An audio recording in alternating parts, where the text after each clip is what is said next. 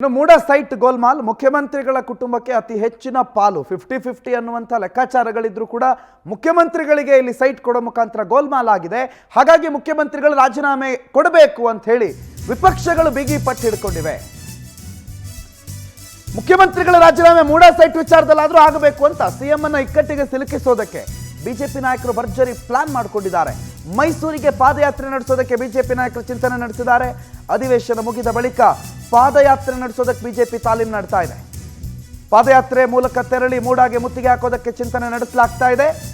July 19 ಅಥವಾ 30, may be 29 ಅಥವಾ 30, 19 ಮುಗಿದೋಯ್ತು. ಜುಲೈ 29 ಅಥವಾ 30 ಮೈಸೂರಿಗೆ ಬಿಜೆಪಿ ಬೆಂಗಳೂರಿನಿಂದ ಪಾದಯಾತ್ರೆ ನಡೆಸ್ತಾರೆ. ಸುಮಾರು 125 ಕಿಲೋಮೀಟರ್ ಆಗುತ್ತೆ. 125 ಕಿಲೋಮೀಟರ್ಗಳ ಪಾದಯಾತ್ರೆ ನಡೆಸೋದ್ರ ಮುಖಾಂತರ ಮುಖ್ಯಮಂತ್ರಿಗಳ ರಾಜೀನಾಮೆಗೆ ಬಿಗಿಪಟ್ಟು ಹಿಡಿಯೋದಕ್ಕೆ ಬಿಜೆಪಿ ಪ್ಲಾನ್ ಮಾಡಿಕೊಂಡಿದೆ. ಸದನ ಮುಗಿತಾ ಇದ್ದಂತೆ, ಅಧಿವೇಶನ ಮುಗಿದ ತರುವಾಯ ಈ ಪಾದಯಾತ್ರೆ ಮಾಡಬೇಕು ಅಂತ ಪ್ಲಾನ್ ಮಾಡಿಕೊಂಡಿದ್ದಾರೆ. ಯಾಕಂದ್ರೆ ಈಗಾಗಲೇ ಒಂದು ಪ್ರತಿಭಟನಾ ರ್ಯಾಲಿಯನ್ನು ಮೈಸೂರಿನವರೆಗೆ ಹೊರಟಿಸಿದ್ರು. ಆದರೆ ಅದನ್ನು ಮಾರ್ಗ ಮಧ್ಯದಲ್ಲೇ ಕಾಂಗ್ರೆಸ್ ಸರ್ಕಾರ ತಡೆದಿತ್ತು. ಈಗ ಚನ್ನಪಟ್ಟಣ, ರಾಮನಗರ, ಮಂಡ್ಯ ಮುಖಾಂತರ ಪಾದಯಾತ್ರೆ ಮಾಡೋದಕ್ಕೆ ಪ್ಲಾನ್ ಮಾಡಿಕೊಳ್ಳಲಾಗಿದೆ. ಪಾದಯಾತ್ರೆ ಮುಖಾಂತರ ಜನರ ಗಮನ ಸೆಳೆಯುವ ರಣತಂತ್ರ ಇದು. ವಿಪಕ್ಷ ನಾಯಕ ಆರ್ ಅಶೋಕ್, ರಾಜ್ಯಾಧ್ಯಕ್ಷ BY ವಿಜಯೇಂದ್ರ ಅವರ ನೇತೃತ್ವದಲ್ಲಿ ರೂಟ್ ಮ್ಯಾಪ್ ಕೂಡ ಸಿದ್ಧ ಆಗ್ತಾ ಇದೆ. ಪಾದಯಾತ್ರೆ ಹೆಂಗೆ ಹೋಗಬೇಕು, ಯಾವ್ಯಾವ ರೂಟಲ್ಲಿ ಹೋಗಬೇಕು ಅನ್ನುವ ರೂಟ್ ಮ್ಯಾಪ್ ಬಿಜೆಪಿ ನಾಯಕರು ಸಿದ್ಧ ಮಾಡ್ಕೋತಿದ್ದಾರೆ.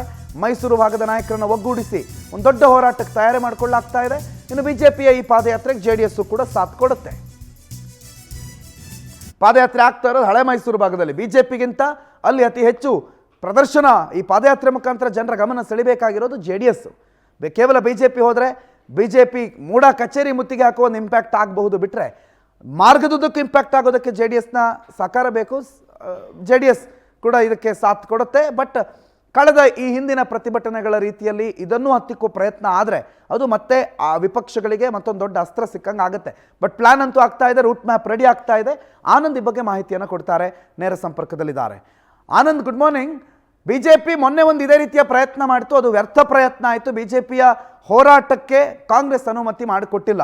ಈಗ ಇನ್ನೊಂದು ಹೋರಾಟ, ಇನ್ನೊಂದು ಪಾದಯಾತ್ರೆ ಮುಖಾಂತರ ಏನೇನು ಸಿದ್ಧತೆಗಳಾಗ್ತಾ ಇದೆ? ಈ ಪಾದಯಾತ್ರೆ ನಡೆಯುತ್ತಾ ಆನಂದ್? Good morning Pranoth. ಪ್ರಮುಖವಾಗಿ ವಾಲ್ಮೀಕಿ ನಿಗಮ ಹಗರಣದ ಬಳಿಕ ಈಗ ಮುಡಾ ಹಗರಣವನ್ನ ಕೈಗೆತ್ತಿಕೊಳ್ಳೋದಕ್ಕೆ ಬಿಜೆಪಿ ಹಾಗೆ JDS ನಾಯಕರು ಪ್ಲಾನ್ ಅನ್ನ ಮಾಡ್ಕೊಂಡಿದ್ದಾರೆ. ಇವತ್ತು ಅಧಿವೇಶನದಲ್ಲೂ ಕೂಡ ಈ ವಿಚಾರವನ್ನ ಪ್ರಸ್ತಾಪ ಮಾಡಿ ಸರ್ಕಾರಕ್ಕೆ ತೀವ್ರವಾದಂತಹ ಒಂದು ಮುಜುಗರವನ್ನ ಹಾಗೆ ಇಕ್ಕಟ್ಟನ್ನ ತರತಕ್ಕಂಥ ಒಂದು ಪ್ಲಾನ್ ಅನ್ನ ಬಿಜೆಪಿ ಹಾಗೆ JDS ನಾಯಕರು ಹಾಕೊಂಡಿರ್ತಕ್ಕಂಥದ್ದು. ಇನ್ನೂ ಕೂಡ ಮುಂದೆ ಹೋಗಿ ಬಿಜೆಪಿ ನಾಯಕರು ಪಾದಯಾತ್ರೆ ಮಾಡೋದಕ್ಕೂ ಕೂಡ ಪ್ರಮುಖವಾಗಿ ಮುಡಾ ಹಗರಣದಲ್ಲಿ CM ಸಿದ್ದರಾಮಯ್ಯನವರು ರಾಜೀನಾಮೆಯನ್ನ ಕೊಡಬೇಕು, ಜೊತೆಗೆ ಈ ಒಂದು ಹಗರಣದ ಬಗ್ಗೆ CBI ತನಿಖೆ ಆಗಬೇಕು ಅಂತ ಆಗ್ರಹವನ್ನ ಮಾಡಿ ಬೆಂಗಳೂರಿನಿಂದ ಮೈಸೂರಿನವರೆಗೆ ಪಾದಯಾತ್ರೆ ಮಾಡೋದಕ್ಕೆ ತೀರ್ಮಾನವನ್ನ ಮಾಡಿಕೊಂಡಿದ್ದಾರೆ. ಈಗಾಗಲೇ BY ವಿಜಯೇಂದ್ರ ಹಾಗೆ ವಿಪಕ್ಷ ನಾಯಕ ಆರ್ ಅಶೋಕ್ ಅವರ ನೇತೃತ್ವದಲ್ಲಿ ಒಂದು ರೂಟ್ ಮ್ಯಾಪ್ ಅನ್ನು ಕೂಡ ಸಿದ್ಧಪಡಿಸಲಾಗ್ತಾ ಇರ್ತಕ್ಕಂಥದ್ದು. ಮುಂದಿನ ವಾರ ಸೋಮವಾರ ಅಥವಾ ಮಂಗಳವಾರ ಈ ಒಂದು ಪಾದಯಾತ್ರೆಗೆ ಚಾಲನೆ ನೀಡತಕ್ಕಂಥ ಒಂದು ಸಾಧ್ಯತೆ ಇದೆ. ಪ್ರಮುಖವಾಗಿ ಜನರ ಮತ್ತೆ ಮತದಾರರ ಒಂದು ಗಮನವನ್ನ ಸೆಳೆಯತಕ್ಕಂಥ ಪ್ರಯತ್ನಕ್ಕೂ ಕೂಡ ಬಿಜೆಪಿ ನಾಯಕರು ಕೈ ಹಾಕಿರ್ತಕ್ಕಂಥದ್ದು.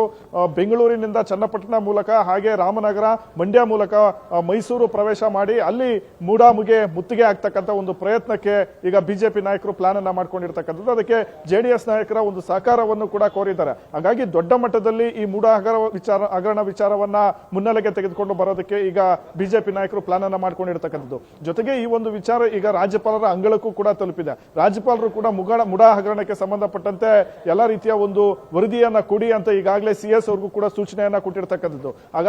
ಹಾಗಾಗಿ ಸರ್ಕಾರ ಮಟ್ಟದಲ್ಲೂ ಕೂಡ ಈ ಒಂದು ವಿಚಾರ ಬಹಳಷ್ಟು ಒಂದು ಸಂಚಲನವನ್ನ ಉಂಟು ಮಾಡಿದೆ. ಜೊತೆಗೆ ಈಗಾಗಲೇ ಮೂಡಾ ಹಗರಣವನ್ನ ರಾಜ್ಯ ಸರ್ಕಾರ ನ್ಯಾಯಾಂಗ ತನಿಖೆಗೂ ಕೂಡ ಆಗ್ರಹ ಮಾಡಿರ್ತಕ್ಕಂಥದ್ದು. ಹಾಗಾಗಿ ಮುಂದೆ ಯಾವ ರೀತಿಯ ಒಂದು ಹೋರಾಟ ಸರ್ಕಾರ ಮತ್ತೆ ಪ್ರತಿಪಕ್ಷಗಳ ನಡುವೆ ಇರುತ್ತೆ ಅನ್ನೋ ಒಂದು ಕುತೂಹಲನೂ ಕೂಡ ಸದ್ಯಕ್ಕೆ ಇರತಕ್ಕಂಥದ್ದು. ಮುಡಾ ಹಗರಣವನ್ನ ಇವತ್ತು ಅಸೆಂಬ್ಲಿಯಲ್ಲಿ ಚರ್ಚೆ ಮಾಡೋದಕ್ಕೂ ಕೂಡ ಬಿಜೆಪಿ ನಾಯಕರು ಮುಂದಾಗಿದ್ದಾರೆ. ಆದ್ರೆ ಈ ವಿಚಾರವನ್ನ ನ್ಯಾಯಾಂಗ ತನಿಖೆಗೆ ಆಗ್ರಹಿಸಿರ್ತಕ್ಕಂಥ ಒಂದು ಹಿನ್ನೆಲೆಯಲ್ಲಿ ಚರ್ಚೆಗೆ ಅವಕಾಶವನ್ನ ಸ್ಪೀಕರ್ ಅವರು ಮಾಡಿಕೊಡ್ತಾರೋ ಇಲ್ವೋ ಗೊತ್ತಿಲ್ಲ.